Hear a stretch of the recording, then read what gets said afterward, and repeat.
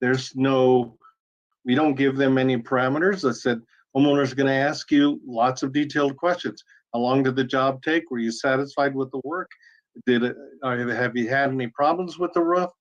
Did they get a permit for, lots of stuff that they can ask and find out what the situation is. And but it's rare, really rare, for anybody to use that list, to call anybody on that list to ask these questions. And you would think, when we're talking about an average of $10,000, that people would take more care about that. But they rely on the statement of their brother-in-law or something like that. Well, these guys did our roof and they did a great job, so you won't have any problem with them. Well, that's not a good thing. Check with the Better Business Bureau. Check with their supplier. Do they pay their bills? Do they always get a permit for the work that they do? Call the building department. Are you familiar with these guys? Do they do good work? Lots of things you can do to find out and really dig into whether these people are good or not, whether they're local or not. Just because they're local doesn't guarantee that they're that good. Like I said, this guy claimed he had a Denver license for 16 years, but again, really, really bad. So it does make a difference. My advantage is that I roof for many years, and so I've held the product, touched the product, sold the product, managed the product, all of that stuff. So, am I an expert? I'm a professional for sure, because of what I've done over the years. I've written articles for magazines here locally. I've been on TV 3 times to talk about ice damming and other situations on a roof. So I don't know everything, but I think I know enough to be able to help anybody with their roofing issues and concerns. Sometimes it's just a phone call, and then we can talk about it, because if it looks wrong, it probably is wrong. So a homeowner doesn't have to be an expert, but he said, I never did that before. So let's take a look at it and be sure that you're comforted when you go to bed at night. You don't have to worry about any of these things. I ended up calling you once. I ended up calling you at one point in time because somebody was walking through my parents' neighborhood. They looked up on my parents' roof, and they knocked on the door and said that they saw a problem. They got up on the roof and they said that there was a problem. I called you because I know you, I trust you, obviously. You crawled up there and you were like, no. You said that there was a place that it could have been done better,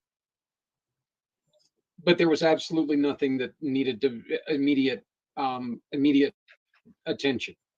Right. That to me is something that, that first off, you're the guy, you're you're the one I'm going to call because of this right here. You're part of the program, so you're willing to not only put things, your reputation online, you're willing to put your efforts behind helping people at the same time, but you're true about it. You're not going to lie about it. We all need money, but you're not going to create a necessity. A situation. Yeah. Let me say, because I do a lot of inspections for realtors, how I look at it is, if my mother were buying or selling this property, what would I say? Because I need to be totally honest, because I'm held to a higher standard, having been formally on the education committee. But it amazes me. Now, again, I've been roofing for a long time and inspecting thousands of houses, and most of the time from the ground, hail large enough to do damage is only 1 inch in diameter. We often get 2 inch or more, but it only needs 1 inch, depending on the speed and the angle that is coming to the roof. So that being the case, it doesn't necessarily make really big divots into the roof, but enough to cause damage, because what hail damage is, it actually breaks the fabric of the shingle. So let's say we were talking about this here, and the upper part is where you see the granules. But on the underside is the fabric of the shingle itself. If you lift that up where a hail mark has been, there's supposed to be a fracture there for it to be counted in their numbers that they count in a 10 by 10 foot area. So, but no, almost nobody actually does that until they're trying to prove that it doesn't have enough damage up there to replace the roof. So if that's the case, and you have 1 inch hail in that area from the ground, I can't tell, and I've been doing this for years. You have to actually get up on the roof to make sure what you have, whether there's enough damage or not. So if you get, let's say, 3 marks in a 10 by 10 area, that does not constitute a roof replacement, and it only constitutes repairs. So whether it can be repaired is another question, but as far as actual damage, so staying in the ground, unless you see missing shingles, most of the time you can't tell if it's hail damage or not. But a thorough inspection after getting up there. So what I do is that I take a picture of the front of the house before I even get up there. I take a picture once I get up to the edge to see how many layers. I stand on top to take pictures vertically, and all of the projections, the vents, pipes, dormers, the flashing details. And then I show the homeowner, because they can see on my camera the first picture I took, because I've only been on their house. There's nothing else in that profile except their pictures. So I can prove to them, without them ever actually getting up on the roof, what is the condition of their roof. So that way they know that I'm being totally straightforward and honest and make an informed decision.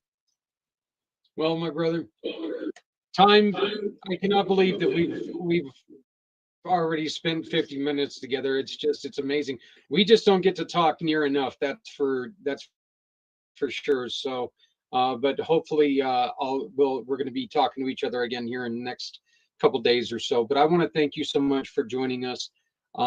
And please, you can reach out to Steve at 970-646-8108. 970-646-8108. You have questions, you have concerns, you want a balloon artist for your party. Special balloons, buddy. Yeah, special balloons. That's right. There you go. This is the guy to talk to. And every time, remember, every time you hire this gentleman, he gives us a referral, and 80% of that referral goes to somebody in the community who could really use your help. So Steve, thank you so much, my friend. Thank you. Always love talking, just never get to do it enough. So yeah, well, you and I both know 50 minutes is nothing. yeah, well, yeah, that's right. So right. You know, we've eaten pizza together for longer than 50 minutes. That's it. All right, brother. You have a good evening. You Say too. hello Thank to my you, sir. friend Mike Martinez. He's a great guy. Yeah, I will do that. All right. Talk to you later. Steve.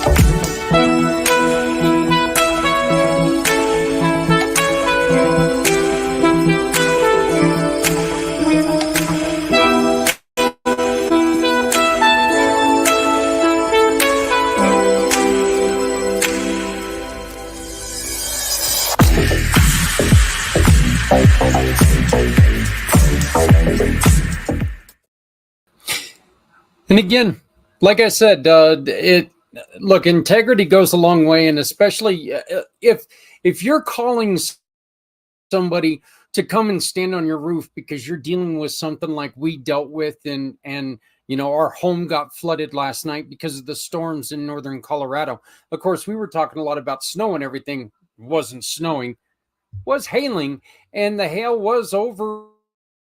You know, it was big enough. Some were marble size, so that's not something that you know, we're gonna sit there and just poo-poo about, because it could have done a lot of damage.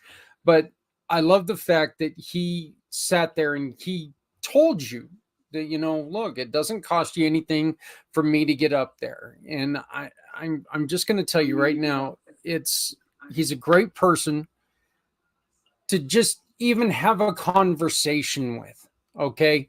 And then you throw in the fact that if, and only if, you have damage that needs to be worked on and you hire Steve and Independence Roofing, he's going to give us a portion of what the insurance is going to pay him.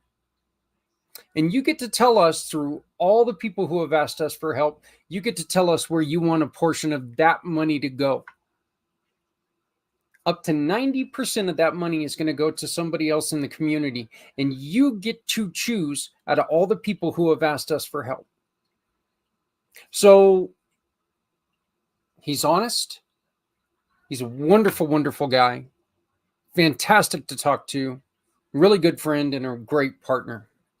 So you can get a hold of Steve once again at 970-646-8108. 970-646-8108. Geez, I was watching that and I feel naked without my beard. It's odd. I really do. So I don't think I've been so excited about this, saying these words, since I was like 6. But it's time to talk to Santa. And I met this gentleman. I met him a while back, and we were in a networking thing, and we had a conversation. We had a little bit of a conversation just in networking, and then it ended up that we came back around and started discussing. I learned more about his program. He's learned more about mine. And now we're really starting to think about what we can do together. John has come up with this wonderful program to where, and you're going to see why this fits, but John's come up with this wonderful program to really give kudos to businesses who help people and help them give themselves a little bit of an extra boost. Okay. It's very unique. And again, it's cool to me because this is a guy who, he didn't particularly want to do this. It really wasn't his thing. You'll hear a little bit more about it. I am proud to introduce you to, come on, kids, say it with me. It's Santa. So it is currently 80 degrees outside, and June's just now starting, and look on the screen and you see Santa Claus. And I'm wearing a Christmas tie because, well, he makes me feel like it's coming to Christmas. I'd like to introduce everybody to Santa. Papa John, how you doing? Ho, ho, ho, ho. I'm having a fantabulous day, ladies and gentlemen. And I hope you're having an awesome day too, because we like to share a little bit of Christmas spirit, or as Mrs. Claus says, Christmas Santa's cause. Happiness, positivity, sharing, caring, and joyful. It was your wife.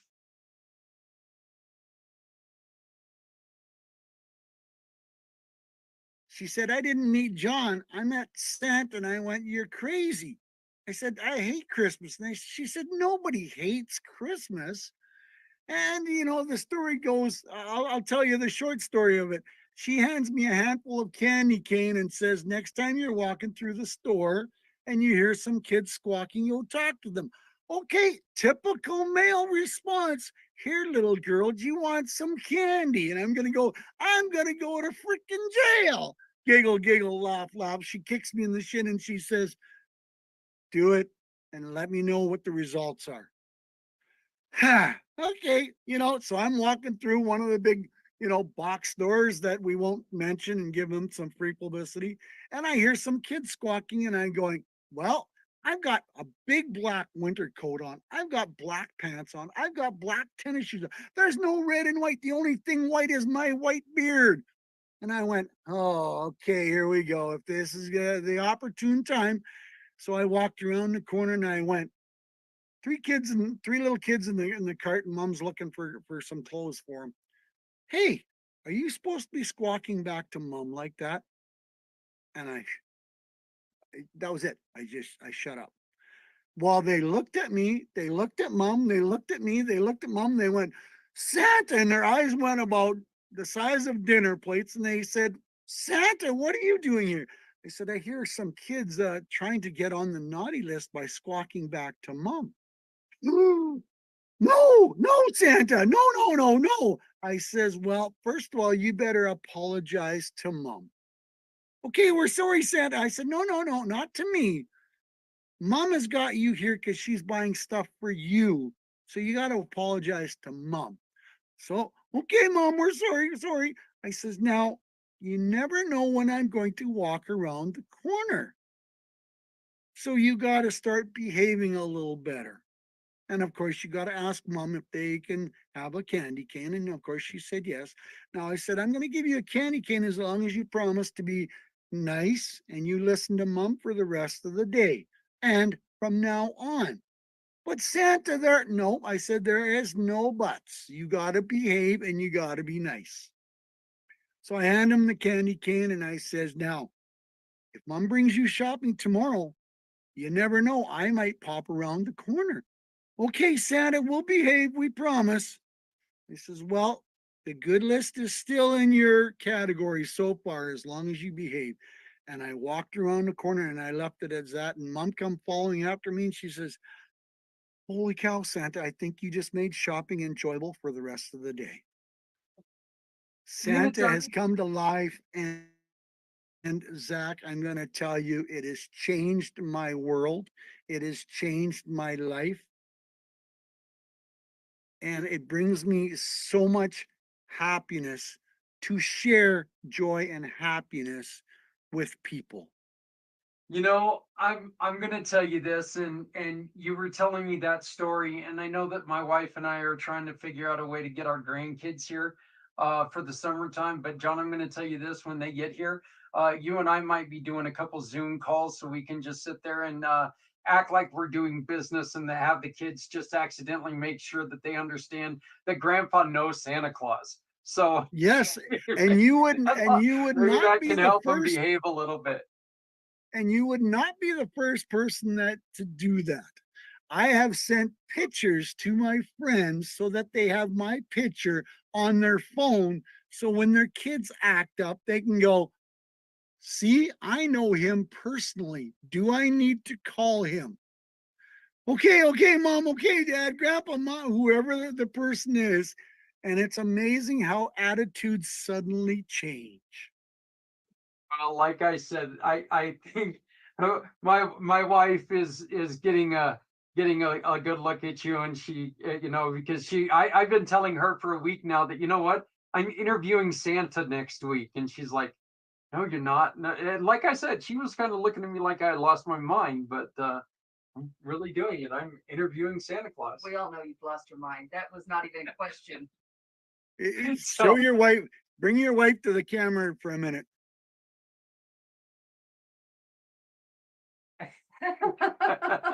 There's the real deal in the suit. Oh my gosh, and it's green behind you. And this is how I dress all year round, because I bring a lot of cheer and happiness to a lot of people. That's awesome. And it's really neat because your wife not only convinced you to do this, your wife makes your clothing. Absolutely, she does. She makes my suits for me. She makes all these amazing shirts for me. If you didn't know, Zach, a good quality Santa suit is about $1,200. My belt is worth $700. Now, there again, you invest in yourself, because the kids, and the parents can see the fake stuff real quick. I go to Santa school, I've got the background checks, I've got the insurance, I've got, I take this very seriously because it has affected the way I live all the time. I did this Halloween last year. I'm dressed like this, handing out candy to kids. And of course, kids and parents are saying, why is Santa handing out candy at Halloween? I'm on vacation and I'm having fun.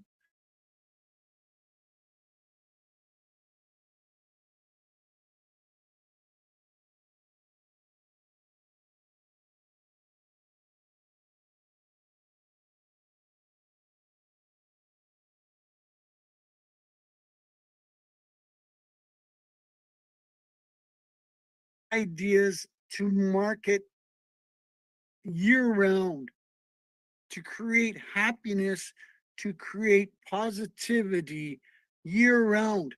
And that's the cool part is, like you just said, Santa is not just here and gone. Santa can be an influence year round, not only for kids, but for adults as well.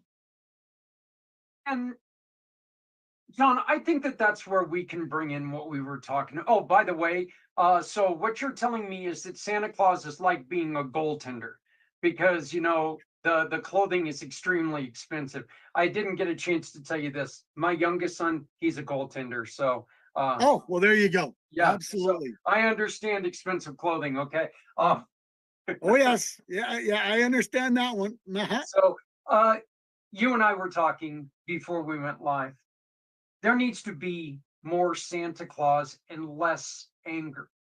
And I think that you and I, when we first started talking and we started talking about our drive for what we do, that's one of the reasons why you and I meshed like we did.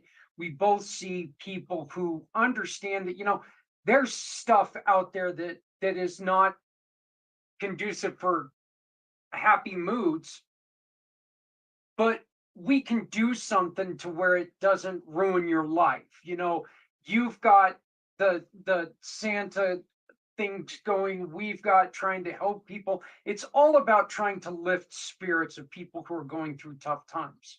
Well, I think, in the last 4 years, the world and the US have been put through a lot of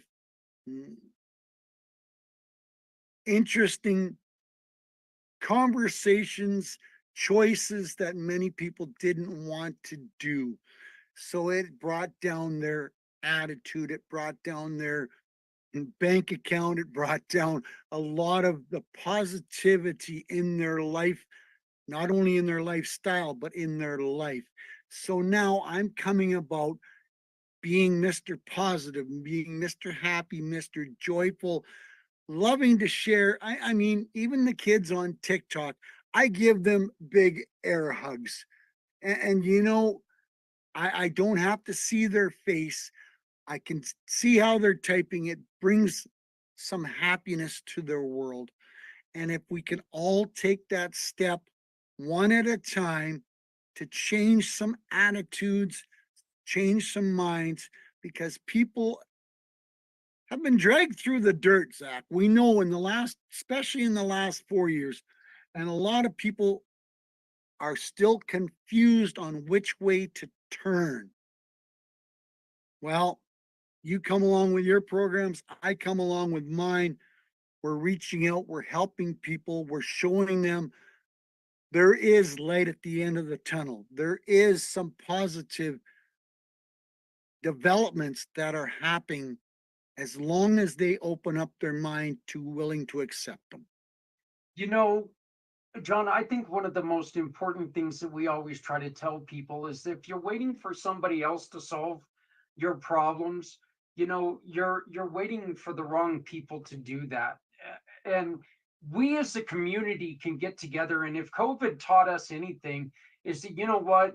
Look, there's not the white knight going to come in on his horse and rescue us all. Okay.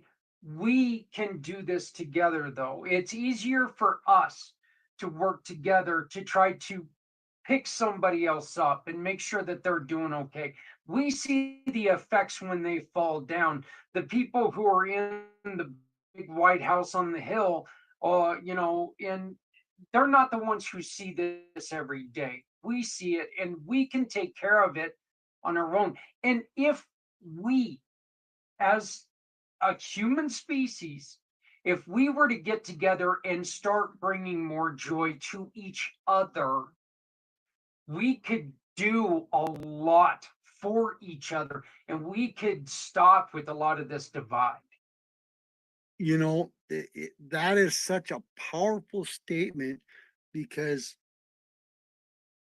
we're living in such a divided world right now. And I'm not just talking politics, not talking left, and I'm not talking right. The people that have the common sense and the people that don't have any sense. Yeah. And unfortunately, we're seeing more and more of that. Let's get back to the days where people say please and thank you. Let's get back to the people that, you open the doors for your elders. You say, can I help you with anything? There doesn't have to be a shiny object at the end of a, may I help you with something? This amazing country that we do live in, was built on helping one another.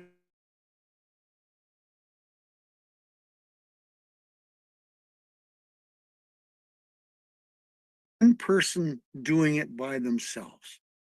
And we need to get back to those common sense ideas that we can help one another achieve a bigger goal than I can achieve.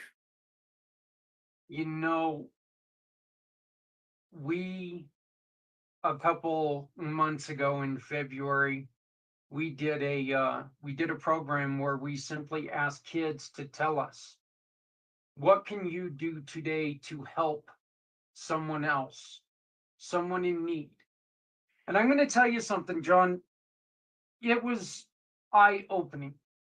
And I was telling parents, because of this exercise, if you're struggling on how to help someone, ask your kids. Because these kids, and I'm not a religious man and I don't claim to be, but one of the best answers we had was pray for everyone. It wasn't pray for a specific person. It was pray for everyone. Another child, help people, help pick up something that someone dropped.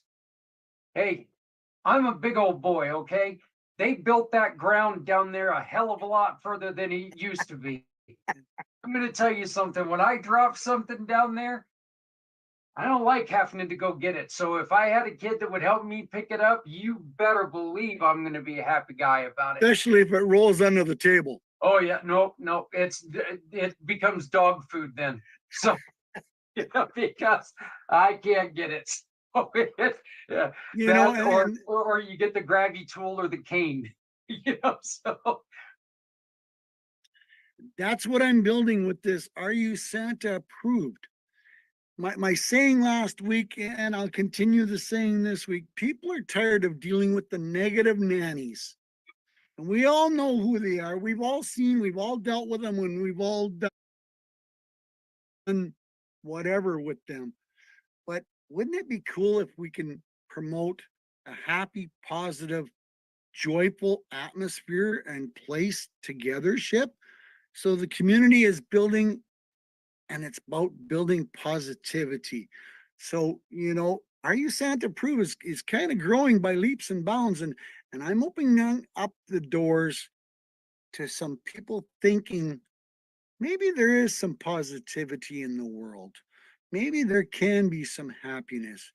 And then back to your statement with the kids, if we start supporting each other, where does that take us? Because as our friends always say, especially our veteran community, there is no I in teamwork. Teams build the dream work. Yep. Thank you, Mr. Brian. Yeah, yeah. Teamwork is, yep. You get much further working as a team than you do as an individual. So teamwork makes the dream work. That's Brian Gibson. That's his Mr. his Project motto. Die Hard, Yep, absolutely. yeah, Project Die Hard. So, which I was thrilled to hear that you were part of Project Die Hard. Project Die Hard, of course, is one of our partners, one of our mission partners. And remember, every time that you shop with any community pay it forward partner, you can support programs like Brian Gibson's Project Die Hard by going and finding his QR